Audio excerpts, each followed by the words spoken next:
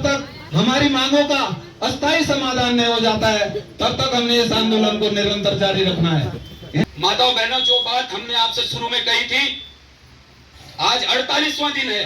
जब आपको हमने 5वें दिन कहा था कि इन चारों मांगों में जब तक हमको रिटर्न में लिख के नहीं देंगे तब तक हम अपना आंदोलन स्थगित और समाप्त नहीं करेंगे।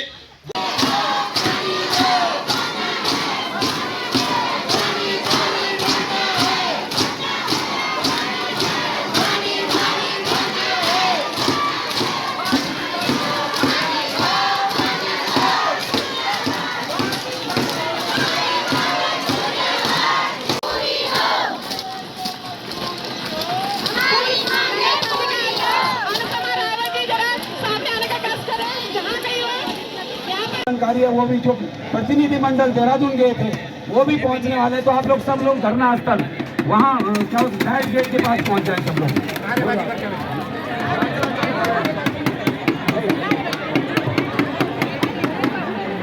हमारी 25 जून को बैठक हुई थी जिसमें प्रस्ताव आया था कि शिष्टमंडल में वर्तमान विधायक, पूर्व विधायक, वर्तमान जिला पंचायत अध्यक्ष और प्रदेश मीडिया प्रभारी जो जिनका की फोन था, 4 लोग ये हो गए और 2 लोग और कम थे, अन्य लोग,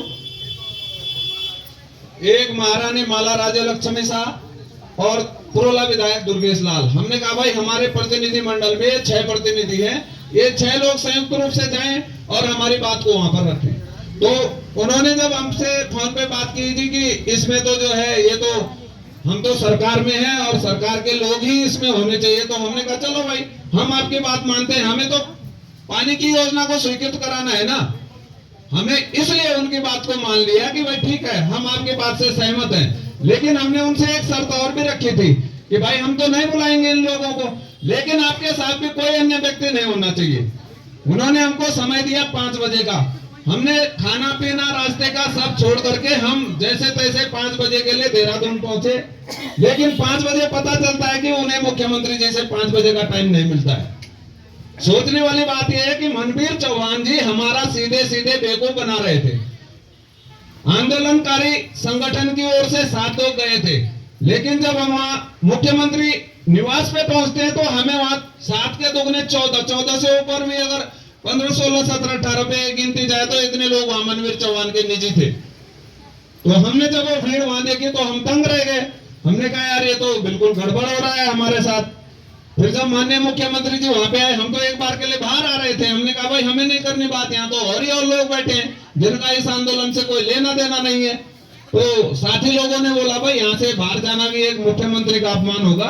तो मैंने अपने शब्दों में माननीय मुख्यमंत्री जी को भी कहा कि माननीय मुख्यमंत्री जी, हमने आपके पद की गरिमा और आपके निवास स्थान की मर्यादा को रखते हुए हम आपके टेबल पे बैठे हुए हैं, अन्यथा की स्थिति में ये जो सारे लोग हैं इनके साथ हम नहीं बैठ सकते थे। हमने प्रत्यक्ष रूप से मुख्यमंत्री को इस बात से भी अवगत कराया। फिर दूसरी बात आई हमारी मांगों को लेकर के, हमने अपनी 4 मांगे रखी और 4 मांगों पर माननीय मुख्यमंत्री जी ने हमें आश्वासन दिया कि हमें चारों की चारों मांगे आपकी स्वीकृत कराएंगे। फिर बात आई कि भाई, हमने कहा भाई वहां हमारा नहीं है आंदोलन, आप ये मत समझो कि हमारा ये कोई व्यक्तिगत आंदोलन है। और मैंने कहा कल माता बहनों का जुलूस भी निकलना है, मैंने कहा वहां माताएं परेशान है, ये लड़ाई माताओं की है कि आप शांत करवाए उनको। हमने कहा हमें लिखित में प्रमाण चाहिए, जब तक हमको लिखित नहीं मिलेगा तब तक हम कुछ नहीं कर सकते हैं। उन्होंने कहा कल आपके बीच में डीएम साहब आएंगे, तो हमने कहा डीएम साहब आएंगे, ये छोटी जो मांगे हैं बिल माफी के लिए भी उन्होंने बोला है कि बिल माफ हो जाएगा, लाइनों के लिए भी उन्होंने बोला है कि हमारी एक कमेटी आएगी, टीम आएगी, वो निरीक्षण करेगी और उसके बाद जो है ये भी ठीक हो जाएगा। और तीसरी मांग वो जलकर के लिए भी ये बोला है कि जो पूरे उत्तराखंड में जो नीति होगी वही नीति बड़कोट में भी लागू होगी। फिर आई मेन मांग पेयजल की, तो हमने कहा भाई डीएम साहब अगर हमारी 2-3 मांगों का लिखित हमको जो है दे भी देते हैं, उसके बावजूद भी हम आपके पद की गरिमा रखते हुए हम भूख हड़ताल स्थगित करेंगे, लेकिन हमारा अनिश्चितकालीन धरना निरंतर जारी रहेगा जब तक हमारी पेयजल योजना की स्वीकृति नहीं होती है।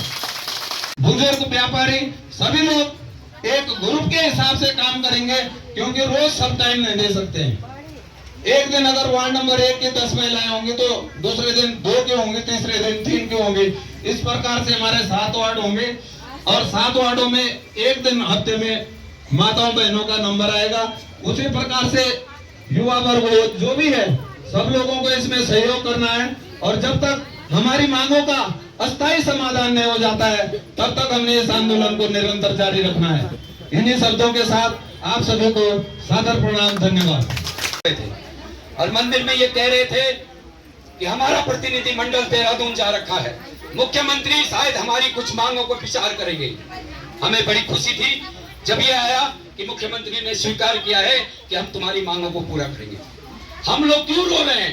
हम पानी के लिए रो रहे हैं। जब माताएं जो है देहरादून रेफर हो रही है तब रो रहे हैं। बच्चे जो है छोटी छोटी बोतलों में जो है पानी भर रहे हैं तब रो रहे हैं। हमारे भाइयों के हाथों में छाले पड़ गए तब रो रहे हैं। हम इसलिए नहीं रो रहे हैं। आज हम अगर सरकार से कह रहे हैं कि बड़कोट में भीषण जल संकट है, हर परिवार परेशान है, ऐसा कोई परिवार नहीं है। जो बड़कोट के छूट भैया नेता देहरादून जाकर के गुमराह कर रहे हैं, उनके परिवार वालों के भी छाले पड़े हुए हैं।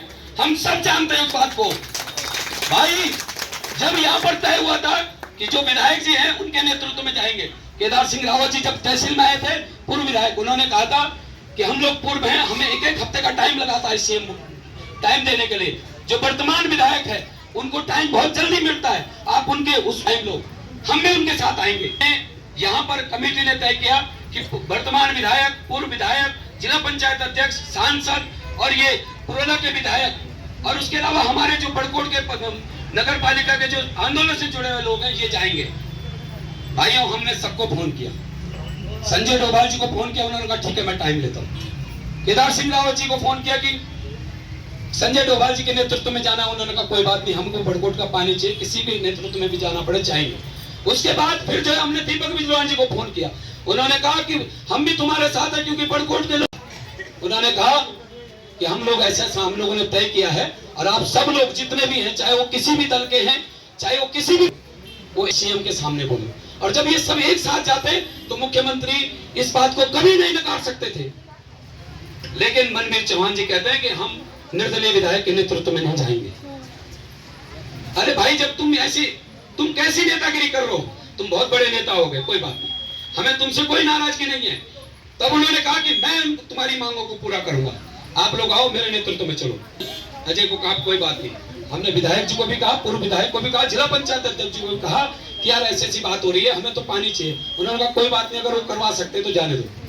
ऐसा नहीं है कि हम लोग जो आप लोगों से पूरी पारदर्शिता रखेंगे, क्योंकि सबसे बड़ी दिक्कत है आज आप लोग परेशान है, हम लोग परेशान है सिर्फ एक बात को लेकर के, पेयजल योजना हो जानी चाहिए। हमारी योजना 20 दिन के अंदर हो जाती अगर हमारे बीच के लोग जाकर के वहां सीएम को गुमराह नहीं करते। भोग देवता ने तक कहा कि भाई तुम्हारी संघर्ष व्यर्थ नहीं जाएगा, अगर नहीं करेगा तो पद से हटेगा। अरे पद से हटने का मतलब सीएम से थोड़ी है। अगर कोई सचिव काम नहीं करेगा तो सचिव हटेगा, कोई नेता काम नहीं करेगा तो वो हटेगा। अब उन्होंने जाके दिखाया कि सीएम साहब सिर्फ आपके लिए कहा गया है। ये बोलने वाले कौन है? ये हमारे बीच के लोग हैं। धिक्कार है ऐसे लोगों पर। हम कह रहे हैं आज हमारा प्रतिनिधि मंडल गया, उनके द्वारा उनको ठगा गया। हाँ आज भले ही जो है ये कहा गया कि डीएम उत्तरकाशी आएंगे लिख के देंगे। माताओं बहनों जो बात हमने आपसे शुरू में कही थी, आज 48वां दिन है जब आपको हमने 5वें दिन कहा था कि इन चारों मांगों में जब तक हमको रिटर्न में लिख के नहीं देंगे तब तक हम अपना आंदोलन स्थगित और समाप्त नहीं करेंगे। वो वचन आज भी है। अगर जिलाधिकारी लिख के देते हैं चारों मांगों पे तो ही हम अपने इस आंदोलन को स्थगित करेंगे, समाप्त नहीं करेंगे। इस वचनबद्धता पे हम आप लोगों के साथ है, जो आपको कहा गया वो करेंगे। आप सोचो 48 दिन कम होते हैं क्या? बहुत होते हैं। जब इस आप सोचो ना, पहले हम वहां एक अखरोट के पेड़ के नीचे रहे, वहां से वो तोड़ करके हमको कहा कि हटो यहाँ से, फिर बरामदे में बैठे हम लोग, बरामदे से भी उठा करके वो भी धोखे में, पहले तो रात को ताला मार दिया, हमारी बहनें और कुछ हमारे युवा अंदर रह गए। जब हल्ला किया उसके बाद रात को तब जाके ताला खोला। कितना पीड़ित किया जा रहा है अंदर ही अंदर। एक चिट्ठा है कि इसकी जांच करो, उसकी जांच करो। ये तक कहा गया कि जो बच्चे सड़कों पे आए थे, सबसे ज्यादा परेशान अगर है तो माता और बच्चे हैं। स्कूल नहीं जा पा रहे हैं वो लोग, अपना होमवर्क नहीं कर पा रहे हैं। इस पीड़ा को कौन समझेगा? सरकार नहीं समझेगी तो कौन समझेगा? अरे सरकार ना समझे तो कम से कम जो बड़कोट के हमारे प्रतिनिधि हैं, जो अपने आप को कहते हैं कि हम यहाँ पर तुम लोगों के लिए भला करेंगे, वो तो सोचे, वो तो समझे, वही जाके गुमराह कर देगा।